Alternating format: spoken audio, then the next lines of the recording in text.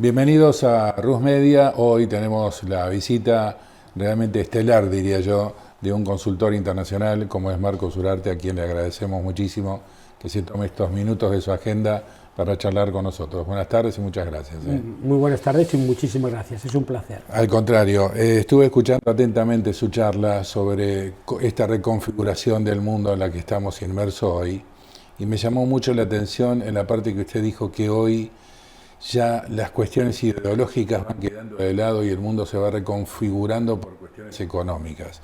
¿Esto es realmente así? Sí, sí, es decir, tal como he comentado, por ejemplo, la Segunda Guerra Mundial y la Guerra Fría después de la Segunda Guerra Mundial, había un componente ideológico muy importante. Y el componente ideológico era, entre comillas, contra el comunismo.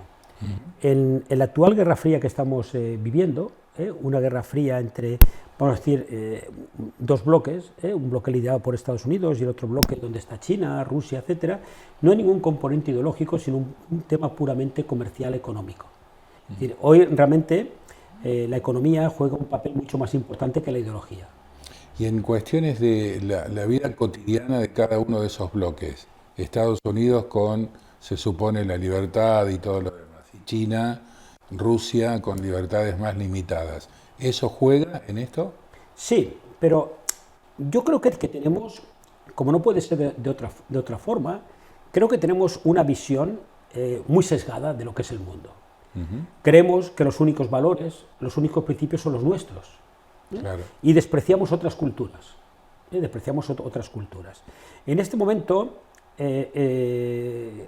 una de las cosas que estamos observando es que las democracias como las habíamos entendido están en riesgo. Y está habiendo un auge de las autocracias. Entonces, realmente, por ejemplo, sobre China, yo digo que China tiene una gran ventaja macroeconómica y geoestratégica, que inicialmente suena muy mal, inicialmente suena muy mal, pero según vamos viendo ciertas cosas, cada vez me suena menos mal. Y es que sus políticos no son elegidos por el pueblo. Eso que suena muy mal, realmente al final lo que sí que te da unas ventajas macroeconómicas y geoestratégicas en el sentido de que pueden tomar decisiones a 30 o 40 años vista sin que les importe poco que sean impopulares. Y eso les permite tener una estrategia de país independientemente de quién gobierne en cada momento. Y sectores del mundo como el nuestro que le damos tanta importancia a la democracia y esto que acaba de decir usted, que quienes dirigen esos países no son elegidos por el pueblo. Vamos a ver, es decir, el problema de muchos países, es decir, de muchos países en los que está, pues está, por supuesto, está Argentina, está España y muchos países, es que realmente yo creo que el gran problema que tenemos es una falta de liderazgo político muy importante. Es decir, la política en general hay un descrédito enorme.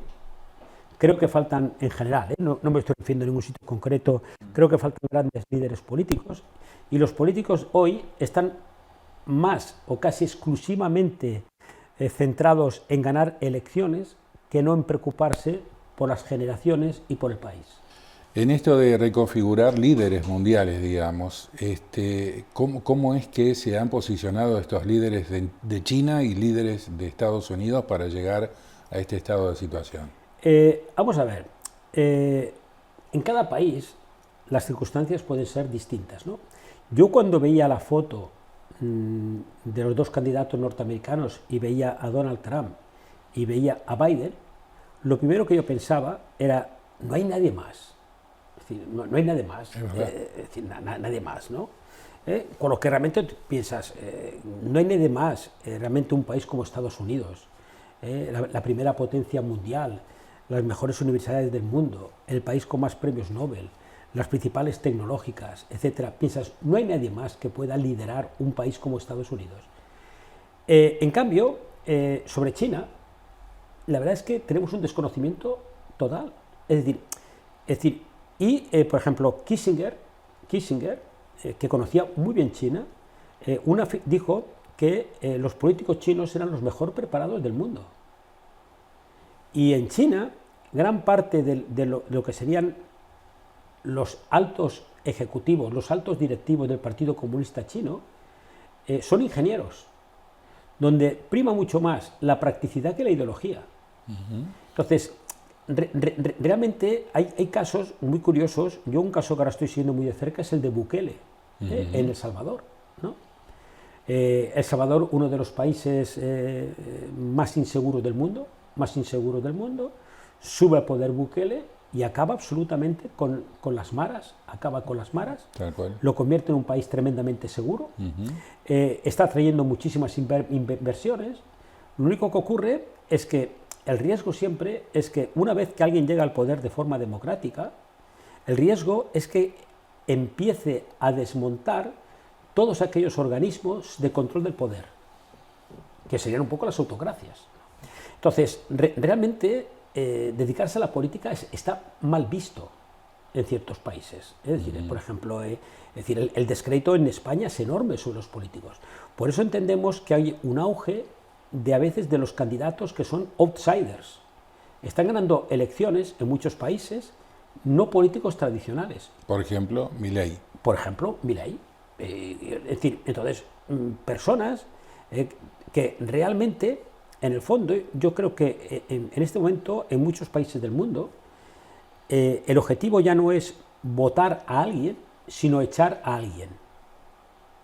Y votas para echar, y claro, y dices, ¿cuál es entre comillas, el voto útil para echar a alguien? Pues votar a este otro. Cuando usted dice no conocemos mucho de China, ¿qué rol le da a los medios en cuanto a la información o desinformación para saber mucho de uno y poco del otro? A ver, los medios de comunicación, yo digo que la libertad de prensa es la libertad del dueño de la imprenta. Del dueño de la imprenta. Tal cual. Después de un medio de comunicación hay unos intereses económicos. Y estos intereses económicos en muchas ocasiones dependen mucho de intereses políticos. Entonces, tú lees una noticia, la misma noticia en un periódico y en otro, y te están hablando de dos cosas totalmente distintas. Claro, dos enfoques. Dos enfoques totalmente distintos, de alguna forma contradictorios, ¿no? Entonces, las noticias que nosotros recibimos sobre China, sobre Rusia, son en general información absolutamente interesada. La única forma de tener opinión propia es leer medios contradictorios. Es la única forma. Si yo solo leo un tipo de publicación, al final voy a tener la opinión del medio de comunicación. Entonces hay que entender de que China, y no estoy defendiendo a China, pero hay que entender que la cultura china apuestan por el bien de la colectividad en detrimento del individuo. Claro, puede ser no tan malo como nos vendieron que son los malos. No, vamos a ver, en el fondo, China es un caso de éxito. Han conseguido sacar en muy poco tiempo, de la hambruna a 1.400 millones de personas. Para sacar de la hambruna a 1.400 millones de personas, te guste o no te guste, tú no puedes ir pidiendo opinión, tú no puedes buscar consensos. Tú tienes que tener clara una idea. Y si en esas decisiones, en el caso de China, hay 10 millones de personas que salen perjudicadas, ellos piensan que en 1.390 no. Claro. Entonces, claro, hay que entender las culturas y hay que entender las circunstancias. Yo creo que el error que cometemos muchas veces es juzgar el mundo con nuestras lentes, con nuestros valores, con nuestros principios, y existen otros valores, otros principios. Marcos, ¿por qué quedó fuera Europa en este juego de ajedrez, según lo que usted dijo? La verdad es que me cuesta mucho entender el porqué, las causas. No acabo de identificarlas. Es decir, realmente podríamos decir que una puede haber sido la falta de líderes políticos, en Europa, y que Estados Unidos es un país con una capacidad enorme de presionar a todos los niveles. Es decir, a todos los niveles. El poder blando que decía usted y el poder duro. El poder blando, y a veces no sabes si es blando o duro lo que emplean. Lo que emplean. Pero Europa es un caso de éxito en el sentido de que hemos alcanzado un estado del bienestar increíble, es un caso de éxito. El problema es que no lo podemos mantener, no lo podemos mantener, y el problema es que además no estamos dispuestos al esfuerzo necesario para mantenerlo. Es decir, todos los imperios, como imperios, acaban desapareciendo. Y los imperios generalmente suelen desaparecer más por implosión interna que por actuaciones externas. Y hay un momento en que un imperio empieza a haber una cierta decadencia interna. En el momento en que la natalidad baja de forma drástica. En el momento en que es decir, que de alguna manera existen como muchísimas ayudas económicas. En muchos casos estamos desincentivando el trabajar. El trabajar, ¿no? Entonces, yo digo que en Europa nos hemos convertido en herbívoros cuando estamos compitiendo contra carnívoros que además tienen mucha hambre. Y en ese rol, ¿cómo ve las corrientes migratorias que van hacia Europa, hacia España? ¿Qué pasa con el mundo musulmán que va avanzando en esos territorios? Este es un terreno absolutamente, vamos a decir, un poco resbaladizo, y que es muy fácil, de alguna manera, cometer ciertos errores, y es muy fácil que te tachen de algo. ¿No? Europa, España, pero Europa en general, sí, con la natalidad que tenemos, que es una tasa de natalidad negativa, es imprescindible la inmigración. Es imprescindible. Necesitan. Es decir, absolutamente. El problema no es la inmigración, sino el tipo de inmigración. Entonces, claro, es decir, por ejemplo, hay en YouTube hay una entrevista que le hicieron al rey Hassan de Marruecos, al padre del actual rey Mohamed, hace muchos años en la televisión francesa, y le preguntaron si los marroquíes que vivían en Francia alguna vez se sentirían franceses. Y contestó: jamás. Se puede integrar a personas de la misma cultura y de la misma religión. Es imposible integrar a personas de diferente cultura y diferente religión. Los marroquíes que están en Francia nunca serán franceses y siempre serán marroquíes. Entonces, realmente, yo cuando veo cómo llegan los cayucos, las barcas de alguna manera que vienen, claro que de alguna manera, la palabra igual que me dan pena, de alguna manera, claro, sí, claro, vienen de una vida yo creo dura. que en general nadie se va de su país de forma voluntaria. Claro. Todo el mundo al final busca una vida mejor. Claro. Mejor, no. Pero yo, por otra parte, que es esa parte, vamos a decir, un poco humana, humanista, Sí, claro. es decir, humanista, pero claro, yo cuando veo llegar a tantas personas de 25 años, la inmensa mayoría, digo 25, 30 años y tal, yo pienso, estas personas, la inmensa mayoría, no van a poder trabajar, es decir, no tienen las habilidades necesarias para poderse incorporar lo que necesitan los mercados laborales. No, es decir, entonces, claro, digo, es un problema. ¿Qué va a pasar con esa humanidad? ¿Qué va a pasar con esa gente? ¿Qué va a pasar? Por eso te das cuenta de que, por ejemplo, las elecciones que acaba de haber esta semana en Alemania, lo que sería la partida de la extrema derecha, pues ha ganado las elecciones ahora a lo mejor si es en Turingia o en Sajonia, en el otro han quedado segundo. Vemos como Meloni ganó las elecciones en Italia, vemos como Marine Le Pen sigue siendo el partido más votado en Francia. Vemos como esto al final crea movimientos políticos de extrema derecha, porque la inmigración no deja de ser un problema. Y la verdad es que no sé qué solución hay. Claro, Marcos, estamos en una región con un país grande que se decida jugar o no, ahí está, me refiero a Brasil, a formar parte de algún bloque o no, porque tiene la potencia y los recursos, creo, como para poder serlo. Y Argentina, que está ahí expectante, con un outsider, como usted dice, y con un mundo que se está reconfigurando de esta manera. ¿Cómo la ve Argentina en ese sentido usted, en este contexto mundial? A ver, yo creo que Argentina debería guardar una cierta equidistancia con los dos bloques. Tanto China como Sí. Estados Unidos. Y alinearse con uno o con otro, dependiendo del momento del interés. Yo creo que alinearse solo con un bloque le puede acabar perjudicando, es una opinión muy personal. Opino exactamente lo mismo de España. Opino exactamente lo mismo de España. ¿Por qué? Obvio Estados Unidos lo que es, pero China es un mercado. China hay que contemplarlo como un mercado enorme, el mercado más grande del mundo es China. Hay que contemplarlo como un competidor extraordinario. Es muy difícil competir en ciertos ámbitos con China, pero a la vez hay que contemplarlo como un potentísimo socio. Socio. Al final, las empresas chinas se van a ir instalando en países. Es decir, pero ¿cómo ha ocurrido?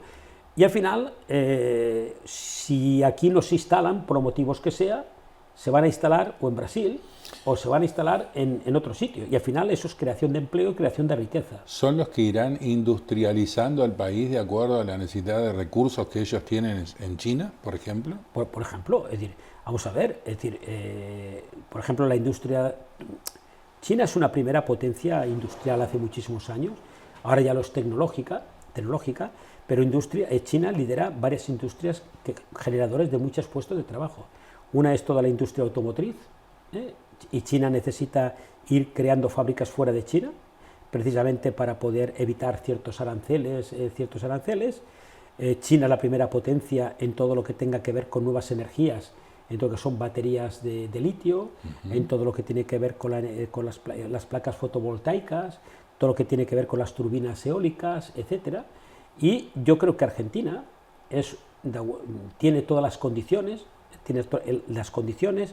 para poder atraer inversiones muy importantes. Entonces, es una opinión muy personal, yo no me cerraría a las inversiones chinas, porque si vienen aquí van a ir a otro sitio. Jugar con los jugadores que hay, en este caso, Estados Unidos. Como tampoco me cerraría, claro, con inversiones norteamericanas. Es decir, al final, Estados Unidos dijo, pero que yo creo que es una frase aplicable a cualquier país, Estados Unidos no tiene aliados, sino tiene intereses. Claro. Entonces, es decir, como es lógico, Estados Unidos mira por sus intereses. En una entrevista que vi suya, hablando sobre liderazgos y las empresas, cómo van, digamos, formando a sus líderes, en este contexto mundial y en este contexto de Argentina y en un mundo laboral que no se sabe hacia dónde vamos con la llegada de este jugador que usted hace referencia, que es la inteligencia artificial, ¿qué hacer el empresario que tiene que trabajar en el día a día, resolviendo emergencias y el hoy, y a su vez proyectando el futuro y viendo a ver qué es lo que se viene, ¿no? ¿Qué dilema para el líder de una empresa?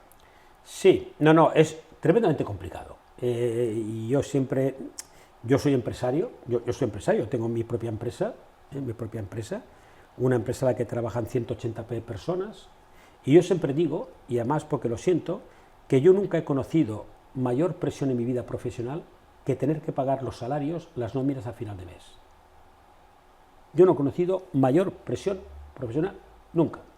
Luego, para mí, cualquier empresario, simplemente por ser empresario, ya me merece todo el respeto, sí, claro, y todo el reconocimiento, ¿no?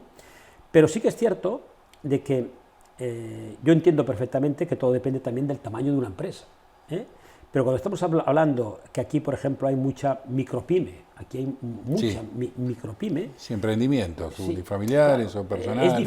Es difícil poder estar en los dos ámbitos, ¿no? Es difícil preocuparte de la cuenta de resultados, de gestionar el día a día, de la cuenta de resultados del día, y a la vez crear futuro, pensar en el futuro. Es muy difícil, pero pero el riesgo es que acabes desapareciendo. ¿Qué variables entonces como empresario usted observa para de alguna manera sostener esta empresa con 180 empleados y tener el dinero como para pagar el sueldo a fin de mes? ¿Qué vas observando? Vamos a ver, yo lo que voy observando, es decir, vamos a ver, cada caso, es distinto, ¿no? Cada sector es distinto, porque los márgenes son muy distintos, claro, etcétera, ¿no? Pero yo me acuerdo que cuando creé la empresa, que la creé solo, nunca gané tanto dinero como cuando la empresa estaba solo. porque no tenía ningún tipo de costes, de nada. Después hay un proceso que la empresa empieza a crecer, y cuando tú creas la empresa, tú trabajas para ti. Muy bien. Y eso te puede ir bien. La empresa crece y hay un tamaño de empresa que tú trabajas para tus empleados. Deja de ser tuya la empresa. Y tú trabajas para tu empleado. Es decir, ¿en qué sentido? Si alguien tiene que dejar de cobrar, eres tú. Tú lo tienes todo avalado personalmente, con lo que al final tú trabajas para que cobren tus empleados. Quedas encorsetado, encerrado en esa realidad. Y el objetivo es conseguir que otros trabajen para ti. Es decir, alcanzar el tamaño de empresa en que con lo que trabajan otras personas, entre comillas, te permitan, de alguna manera, también tus beneficios como empresa. Porque si los beneficios de empresa exclusivamente es con lo que tú generas, es más un autoempleo que realmente una empresa, ¿no? Entonces, yo no digo que haya modelos buenos ni modelos malos, ¿no? Es decir, yo creo que las circunstancias, pero sí que creo que hoy es mucho más complicado que hace unos años. Claro. Mucho más complicado. Porque hay empresas como la suya o esta, en la que estamos aquí, que tiene empleados directos y estas responsabilidades de pagar sueldos, y hay otras que no tienen empleados, pero que tienen un ingresos realmente, Sí. caso Uber, Sí, sí. Sí. por ejemplo. Bueno, es decir, al final, es eso, ¿no? Cuando tú ves, por ejemplo, un Uber, o ves, es decir, empresas de delivery, etcétera, de otro tipo de delivery, realmente es un modelo que lo que han hecho es que las personas que trabajan para estas empresas sean como autónomos, con lo que tú tienes como pocos costes de estructura, como pocos costes de personal, y juegas a un margen. Entonces, realmente yo creo que es un modelo que tiene sus ventajas y sus inconvenientes, ¿no? Es decir, tiene una posible ventaja también, es que personas que igual no tendrían trabajo pueden encontrar su propio autoempleo. Claro. Sería otra forma de autoempleo. Permite a ciertos perfiles combinar ese tipo de trabajo con otras cosas, con otras cosas, ¿no? El inconveniente, que yo le veo muchísimo inconveniente, aparte muchas de las condiciones laborales, que son muy discutibles, condiciones laborables, la poca protección de los empleados o de esos profesionales, y además la inestabilidad. Es decir, no tienes una estabilidad laboral, ¿no? Entonces, realmente yo creo que en este momento, es decir, eso de como pasaba hace tiempo, más un trabajo para toda la vida, etcétera, se ha acabado. Bien, la última, Marcos. A ver, su mirada y su consejo para líderes de empresas o de emprendimientos, o no importa la escala, pero ¿qué es lo que hay que observar? ¿Qué es lo que hay que mirar? ¿Cuáles son las variables a tener en cuenta? Bueno, yo creo que son distintas, ¿no? Y pueden ser bastantes, distintas y bastantes, ¿no? Yo creo que en esta vida, si no asumes riesgos, nunca ganarás nada significativo. Luego es la capacidad de asumir riesgos. Yo entiendo perfectamente de que haya muchas personas en esta vida de que su máxima ilusión puedan acabar siendo funcionario público. Es decir, lo entiendo, personas que no quieran ningún tipo de complejidad. Tal cual. Pero también sabes que de alguna manera, es decir, dependiendo de los riesgos que asumes, los beneficios que puedes obtener van a ser muy distintos. Cuanto mayor riesgo asumes, mayor puede ser el beneficio. Pero también depende, pues eso, de las características personales de cada persona. Hay personas con una gran capacidad de asumir riesgos y Claro. otros que no. Yo creo que al final, una también de las claves, o la clave, yo creo que es apalancarte siempre en tus puntos fuertes. Creo que en esta vida uno puede intentar engañar a todo el mundo menos a sí mismo. Claro. ¿Sabe cuáles son? Es importantísimo decir, oye, mis puntos fuertes son estos. Me tengo que apalancar en mis puntos fuertes. Si tú, al final, en general, cuando tú estudias incluso algo, yo siempre cuando a veces me preguntan, ¿y mi hijo qué tiene que estudiar? Digo, mira, primero se tiene que apalancar en sus puntos fuertes y decida lo que decida, tiene que estar entre el 10% de los mejores. Si tú estás entre el 10% de los mejores, siempre tendrás trabajo. Pero si tú no estás dispuesto a esforzarte para estar dentro de ese 10%, no hagas eso. Pero sobre todo, apalancarse en los puntos fuertes. El que no entra con la inteligencia artificial queda fuera, ¿no? Porque no te espera la inteligencia artificial. No. Bueno, es decir, a ver, la inteligencia artificial también, y toda la evolución que tenemos, vamos a necesitar desarrollar ciertas profesiones que, por ejemplo, están contratando las grandes tecnológicas. Las grandes tecnológicas también están buscando ahora gente con una visión humanista, porque si la inteligencia artificial cada vez se tiene que parecer más a nosotros, va a haber que dotarle de ciertas cosas, ¿no?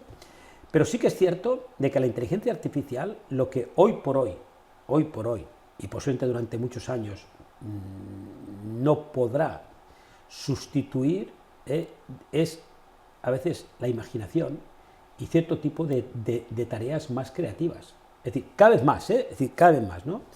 Pero yo creo que la inteligencia artificial sí que va a acabar, como la tecnología siempre ha hecho, con muchas tareas un poco repetitivas, pero la inteligencia artificial ya no es un tema cuestionable. Es decir, yo creo que todas las personas de un cierto, entre comillas, nivel, van a tener que tener un cierto conocimiento, si no serán los nuevos analfabetos. Es una nueva herramienta, serán los nuevos evidentemente. Marcos Urarte, muchas gracias. Buen viaje. Muchísimas gracias, un placer. Muy amable. Marcos Urarte en Rus Media, muy interesante lo que acaba de decir, así que espero que lo disfrutes. Hasta cualquier momento.